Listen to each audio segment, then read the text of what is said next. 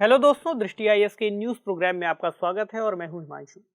दरअसल पिछले हफ्ते एक प्रस्ताव सामने आया था पर्यावरण, वन और जलवायु परिवर्तन मंत्रालय की तरफ से। उन्होंने एक बहुत पुराना कानून था, उसमें संशोधन के लिए कुछ प्रस्ताव जनता के सामने रखे हैं ताकि उसका एक ड्राफ्ट बनाया जा सके और उसके बाद उसको आने वाले समय में संसद से पारित कराया जा सके। तो जो अधिनियम है वह है वन संरक्षण अधिनियम 1980 का, जिसमें संशोधन की बात की जा रही है। तो क्या इस अधिनियम में प्रमुख बातें कही गई हैं, संशोधन क्यों करना है, इन सभी बातों को आज के डिस्कशन में हम देखेंगे। तो जो हमारे डायमेंशंस होंगे वो ये होंगे, यानी न्यूज़ की अभी हम बात करेंगे, न्यूज़ में क्या बातें सामने आई हैं, वन संरक्षण अधिनियम 1980 क्या क्या प्रमुख प्रावधान करता है, इसके अलावा दिक्कत क्या है कि इसमें संशोधन किया जा रहा है या आने वाले समय के मुताबिक, जैसे पुराना कानून है, समय बदल चुका है, तो किन चीज़ों की ज़रूरत अब देखी जा रही है। जो संशोधन प्रस्तावित किए गए हैं, यानी अब पब्लिक डिबेट के लिए सामने आएंगे, देखेंगे तो उसमें क्या क्या प्रमुख बातें बताई गई हैं। पर्यावरणविदों को क्या चिंताएं हैं, क्या बातें उन्होंने कही हैं, विपक्षी दलों ने क्या बातें कही हैं। एक कंक्लूजन देखेंगे, निष्कर्ष क्या है, और एक सवाल जिसे आप मेंस के लेवल पर लिखने का प्रयास करेंगे, सीखेंगे कुछ। ठीक है, यह जो विषय है यह जीएस पेपर 3 के अंतर्गत आता है। पर्यावरण संरक्षण, डेवलपमेंट जैसे जो मुद्दे हैं दोनों ही इससे जुड़ते हैं, यानी विकास कैसे हो सके और पर्यावरण का संरक्षण कैसे हो सके। यानी हम सतत विकास की बात कर रहे हैं, यानी पर्यावरण को संरक्षित रखते हुए विकास करना। ठीक, जो न्यूज़ है उसमें बताया गया है कि why government proposes to redefine forest and the concern this raises, यानी जो जंगलों की परिभाषा है, वनों की परिभाषा है कानूनों के अंतर्गत, उसमें क्या सुधार करने की बात की जा रही है। कौन सा कानून कैसी परिभाषा को लेकर के चलता है, परिभाषा है भी, कितनी स्पष्ट है या नहीं है, इन्हीं सभी मुद्दों को यहाँ पर एड्रेस करने का प्रयास किया गया है। तो जो कानून है वन संरक्षण अधिनियम 1980, इसकी कुछ प्रमुख बातों को समझ लें ताकि हम इसमें जो बदलाव की बात है उसको समझ सकें।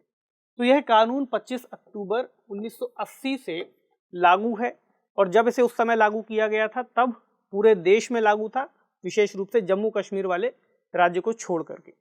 तो अब इसका विस्तार जम्मू और कश्मीर पुनर्गठन अधिनियम 2019 के तहत पूरे देश में हो चुका है, जम्मू कश्मीर और लद्दाख को शामिल करते हुए तब पूरे देश में लागू है। जिसके अंतर्गत जो प्रमुख बात समझने की है वह यह है, ये जो कानून है ये वनों का वर्गीकरण नहीं करता। अब इस बात को ध्यान रखिएगा कि ये कानून वनों की कोई परिभाषा लेकर के नहीं चलता कि भाई इस वन के अंतर्गत ये आएगा या ये आएगा, बल्कि ये क्या करता है, वनों को आरक्षित श्रेणी से बाहर करने के प्रयासों पर रोक लगाता है। एक कानून है फॉरेस्ट एक्ट 1927। इस कानून के अंतर्गत राज्यों को यह शक्ति दी गई है या यह अधिकार दिया गया है कि वह कौन से वनों को आरक्षित करना चाहते हैं, क्या क्या नियम है, वे सारी चीजें आती हैं। तो जब ये कानून था तो फिर इसको लाने की क्या जरूरत हुई। देखिए, जो वन है इसको अब समवर्ती सूची का विषय बना दिया गया है।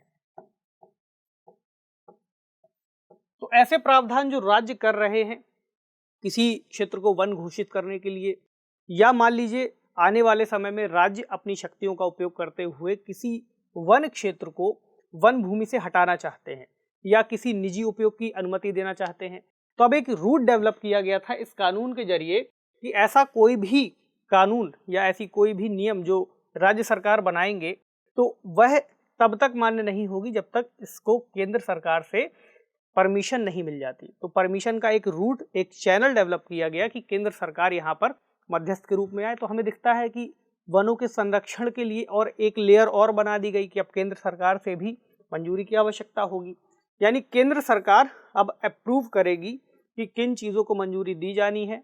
निजी क्षेत्र की भूमि को गैर वनों के कामों में उपयोग करना हो, यानी जहाँ पर वन से संबंधित कार्य या फसल या कोई भी कार्य हो वह नहीं किया जा रहा हो, या सरकार ऐसा चाह रही हो, राज्य सरकार, कि किसी भूमि को वन भूमि से हटा करके सामान्य भूमि की तरह घोषित कर दिया जाए। तो इस सभी चीज़ों के लिए इस केंद्र सरकार के पर्यावरण मंत्रालय से मंजूरी की जरूरत पड़ती है। तो ये इसमें प्रावधान किए गए थे। और जो मंजूरी है, मंजूरी लेने के लिए एक सलाहकार समिति की बात भी इस कानून में कही गई है, जिसे हम आमतौर पर फॉरेस्ट एडवाइजरी कमेटी के तहत जानते हैं। इस कानून में ऐसा नहीं है कि ये पहली बार संशोधन की बात की गई है। इसके पहले 1988 में और 2010 में एनजीटी के प्रावधान के लिए इसको इससे पहले संशोधित किया जा चुका है। यानी अगर किसी को कोई शिकायत है तो वह एनजीटी में यानी राष्ट्रीय हरित अधिकरण में अपील कर सकता है और अपनी बात को रख सकता है। तो ये सारी बातें इसमें कही गई थी। लेकिन फिर दिक्कत कहाँ पर आई? दिक्कत आई कि वनों की जो वर्तमान परिभाषा है उससे देश भर में भूमि का उपयोग सीमित हो रहा था, ऐसा कहा गया है इनकी तरफ से। कैसे सीमित हो रहा था?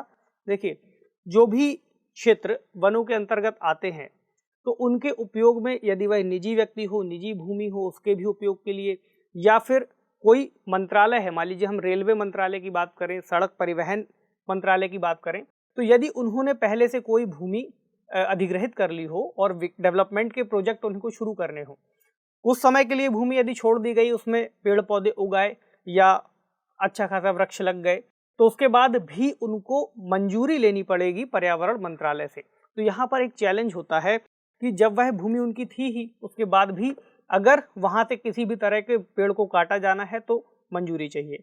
अब डेवलपमेंट प्रोग्राम वहाँ पर जाकर के 1 साल, 2 साल, 3 साल के लिए लटका पड़ा है जब तक मंजूरी मिलेगी। इसी तरह जो अगर हम देखें देश की सीमाओं से लगे हुए जो क्षेत्र हैं, अगर वहाँ पर किसी तरह का कोई रक्षा से संबंधित कार्य किया जाना है तो उसके लिए भी अगर वहाँ पर किसी भी तरह के वन मौजूद हैं या पेड़ उग आए हैं तो उस स्थिति में भी यही प्रक्रिया अपनाई जानी है। तो ये एक बड़ा चैलेंज बनता है। और एक और बात जो कही गई है, इसमें कहा गया है कि भूमि की पहचान जो है अस्पष्ट है और मनमानी तौर पर की गई है इस तरह की व्याख्या। यानी कोई निश्चित प्रावधान नहीं है कि भाई किसको हम कहेंगे कि वन भूमि है, किसको कहेंगे वन भूमि नहीं है। यदि किसी की भूमि में पेड़ उगाए उसको भी कह देंगे वन भूमि है। अभी हम आगे इस पर भी बात करेंगे ऐसा क्यों हुआ। तो निजी भूमि के उपयोग के दौरान भी समस्या आ रही थी लोगों को। ऐसे में खास तौर से रेलवे मंत्रालय और इसके अलावा सड़क परिवहन जो मंत्रालय है, उन दोनों ने भी सरकार से ऐसी शिकायतें दर्ज कराई कि हम अपने डेवलपमेंट प्रोजेक्ट्स को आगे नहीं बढ़ा पा रहे। इसके अलावा जो कॉरपोरेट्स थे उनको भी इससे दिक्कत हो रही थी कि वो भी अन्य तरह की जो उनकी खुद की ज़मीन है उसका उपयोग नहीं कर पा रहे। असल में इसमें एक और जो प्रमुख केस है वह था टी.एन. गोदावर्मन थिरुमुलपाद जी का। इनका केस था भारत संघ से 1996 का एक मामला है। इस मामले में क्या हुआ कि सुप्रीम कोर्ट ने वन भूमि की परिभाषा और दायरे को और ज़्यादा बढ़ा दिया।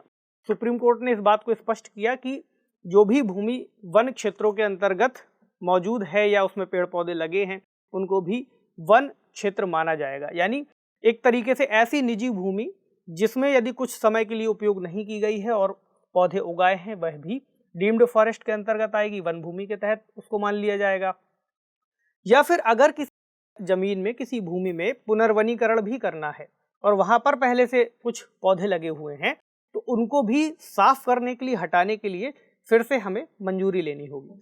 तो सुप्रीम कोर्ट ने एक जो शब्द का इस्तेमाल किया था वह था डिक्शनरी मीनिंग ऑफ फॉरेस्ट, यानी इसकी शाब्दिक परिभाषा के तहत, इसी के तहत ये बातें कुछ निकल करके आई थी। तो इन वनों के उपयोग के लिए जो प्रस्तावित संशोधन हैं वे क्या लेकर के आए हैं, सरकार ने कैसे इन मुद्दों को डील करने का प्रयास किया है। सरकार ने दरअसल वनों के उपयोग को आसान बनाने के लिए ये प्रस्ताव दिए हैं। कुछ प्रमुख बातें हैं, उनकी बात करते हैं। जैसे 1980 से पहले रेलवे और सड़क मंत्रालयों के द्वारा जो भूमि अधिग्रहित की गई थी उस भूमि को इस अधिनियम से छूट दे दी जाएगी। यानी जो एक रूट डेवलप किया गया है पर्यावरण की मंजूरी के लिए, तो अब उसकी ज़रूरत इन्हें नहीं पड़ेगी। उसके अलावा निजी व्यक्तियों के लिए भी कुछ छूट के प्रावधान किए गए हैं।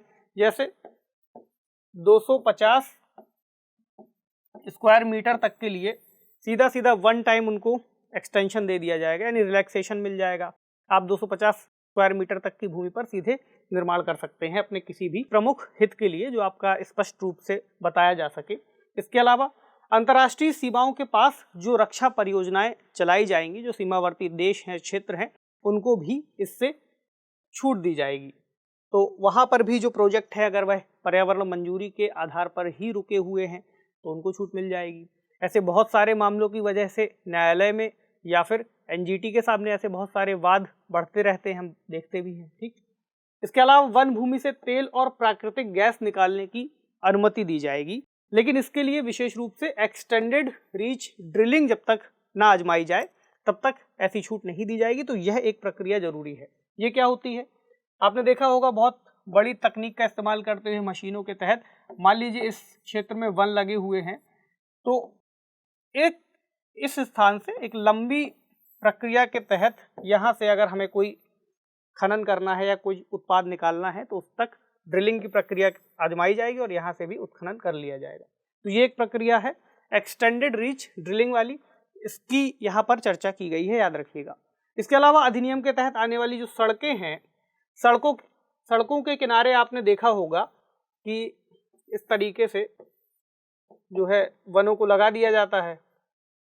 तो जो वृक्षारोपण है उसको भी छूट दी गई है। मान लीजिए सड़कों के किनारे पेड़ पौधे लगा दिए गए, अब कुछ समय बाद सड़क को चौड़ा करना है, अब लेकिन वहाँ पर क्या होगा कि पर्यावरणीय मंजूरी की आवश्यकता हो जाएगी कि भाई वन लग गए हैं वहाँ पर, तो उस संदर्भ में भी फिर प्रक्रिया लटक जाती है।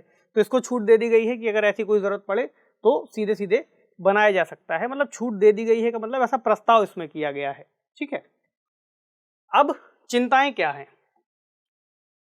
प्रस्ताव दे दिया गया, जनता के बीच में बातचीत की जाएगी, लेकिन जो पर्यावरणविद हैं, जो पक्षी दल हैं, उन्होंने अपनी बातें भी कही हैं। जैसे उन्होंने कहा कि इसमें सबसे बड़ी जो चैलेंज दिख रहा है वह है कि निजी भूमि में जब ऐसे अधिकार दिए जाएंगे तो कॉरपोरेट्स का स्वामित्व तो हमें बढ़ता हुआ दिखेगा, यानी जो निजी क्षेत्र है उसमें ये लोग अपनी मनमानी ना कहीं शुरू कर दे। खासतौर से हमने देखा दिल्ली के आसपास जो अरावली क्षेत्र है, अरावली की बड़ी बड़ी पहाड़ियाँ हैं, एक लंबे समय से जो हरियाणा के आसपास, राजस्थान के आसपास की जो वन भूमि और खासतौर से अरावली वाली भूमि है, उसकी कई सारी पहाड़ियाँ गायब होने की रिपोर्ट आई है, खासतौर से अवैध खनन के चलते। तो यहाँ पर एक चैलेंज आएगा, यानी वनों के बड़े इलाके गायब होने की और ज़्यादा संभावना है। जो निजी वन की अगर हम बात कर रहे हैं तो उत्तराखंड का लगभग 4% हिस्सा निजी वनों के अंतर्गत आता है। तो आप समझ सकते हैं कि इसके तहत कैसी कैसी चैलेंजेस आ सकते हैं।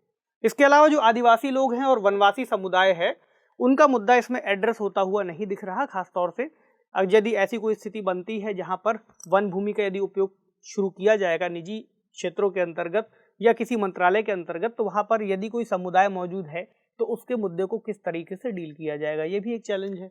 इसके अलावा वन भूमि पर सड़कों और रेलवे के लिए जो छूट देने की बात कही गई है कि 1980 से पहले जो अधिग्रहण किया गया था उसको छूट दे दीजिए, तो उसमें दिक्कत क्या आएगी कि मान लीजिए आज के समय पर वहाँ पर डेंस फॉरेस्ट हो गया है या फिर काफ़ी सारे पेड़ पौधे उगाए हैं, तो वहाँ पर जो वन्य जीव थे, खासतौर से कौन से, हाथी हो गया, बाघ है, तेंदुआ है, तो इनके लिए सबसे ज़्यादा खतरा उत्पन्न हो सकता है।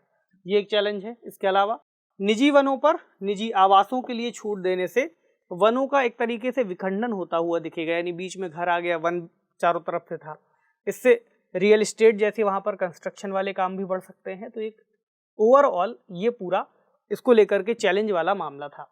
लेकिन इसमें अगर हम इसको समअप करने की ओर जाएं तो हम देखते हैं कि एक कानून है पर्यावरण से संबंधित, जो एक लंबे समय से इसकी सुरक्षा के लिए आगे आ रहा था, लेकिन अब एक मांग की गई है कि उसमें कुछ सुधार कर दिए जाएं। सुधार जरूरी भी हो सकते हैं और वक्त के अनुसार किए भी जाने चाहिए, लेकिन यदि उसमें कुछ लूप होल्स हैं तो उनको भी देखा जाना चाहिए। ऐसे में कुछ मिलीजुली सी प्रतिक्रिया अभी पब्लिक के सामने जो स्पेशलिस्ट हैं उन्होंने दी है। जैसे कि उन्होंने कहा है कि जो परामर्श पत्र सरकार ने बनाया है कि जनता के सामने उसको रखा है, उसको सार्वजनिक करना एक बहुत अच्छा कदम है, विशेष रूप से ऐसे दौर में। इसके पहले क्या होता था कि मंत्रालयों के बीच में ही जो उनके प्रमुख विभाग हैं उनके जरिए ही क्या होता था, पॉलिसीज बना दी जाती थी और सीधे जनता के सामने नया कानून बनकर आता था। लेकिन अब जनता के सामने भी एक राय लेने के लिए उसको रखा गया है। इसके अलावा एक संसदीय प्रक्रिया को अपनाए जाने की बात है कि इसको संसद के सामने भी रखेंगे, तब भी एक अच्छी खासी बहस यदि हुई तो हमें देखने को मिलेगी। इसके अलावा स्पष्टता और पारदर्शिता का भी प्रयास किया गया है, यानी इसके तहत ये बता दिया गया है कि विशेष रूप से रेलवे और सड़क परिवहन मंत्रालय को भी दिक्कत हो रही थी। ऐसे में यदि कोई बात आती है तो संसद में उस पर भी बातचीत हो जाएगी। इसके अलावा जो निजी क्षेत्र हैं उनकी बात भी स्पष्ट रूप से बताई गई है कि वे अपनी यहाँ पर नाराजगी जताते रहे हैं सरकार से। इसके अलावा अधिसूचित जो वन हैं उनके लिए वन कानूनों को और अधिक कठोर करने की बात की गई है, जो राज्य सरकारों द्वारा अधिसूचित किए जाते हैं, तो वहाँ पर और ज़्यादा मजबूती लाई जाएगी। जो अपराध हैं इसके तहत उनको गैर जमानती बनाने की बात की गई है। विशेष रूप से 1 साल तक के कारावास सहित जो बढ़ी हुई सजा है उसका प्रावधान भी किया गया है। और कुछ जंगलों में किसी भी तरह के डायवर्जन की अनुमति नहीं दी जाएगी। यानी एक बैलेंस्ड अप्रोच यदि अपनाई जाए तो हमें यहाँ पर दिख सकती है। और विशेष रूप से अच्छी बात यह है कि जब पब्लिक के सामने, जनता के सामने आएगा तो जनता अपनी राय देगी, दोबारा से इसमें ड्राफ्टिंग होगी और उसके बाद संसद तक जाने से पहले एक बार फिर दोबारा से पब्लिक के सामने इसको लाने की बात कही गई है। तो देखेंगे इसके बाद, अभी जब आगे यह जाएगा। लेकिन यहाँ पर इसकी प्रमुख रूप से चर्चा इसलिए भी की जानी जरूरी थी ताकि आप एक अधिनियम को समझ सकें, उसके विशेष उद्देश्यों को समझ सकें। चलिए, तो आज का जो सवाल है उसको जब आप सॉल्व करेंगे तो और इसमें आपको स्पष्टता आएगी। सवाल है, वन संरक्षण अधिनियम 1980 के तहत कुछ विशेष प्रावधानों की चर्चा कीजिए। हाल ही में सरकार द्वारा प्रस्तावित संशोधन इसमें किस तरह के बदलावों की बात करते हैं। तो हमने इस अधिनियम की चर्चा कर ही ली, इसके विशेष प्रावधान कब आया, क्यों लाया गया, इनको बता दीजिएगा। और सरकार ने जो संशोधनों की बात की है उससे किस तरह के बदलावों की बात उसमें कही गई है, उनका क्या विशेष रूप से उद्देश्य है, इसको आप बताइएगा और 250 शब्दों में इस उत्तर को फ्रेम कीजिएगा। तो आज का डिस्कशन यहीं तक। आपसे मिलेंगे अगले सेशन में किसी नए टॉपिक के साथ। तब तक पढ़ते रहिए, ख्याल रखिए, शुक्रिया।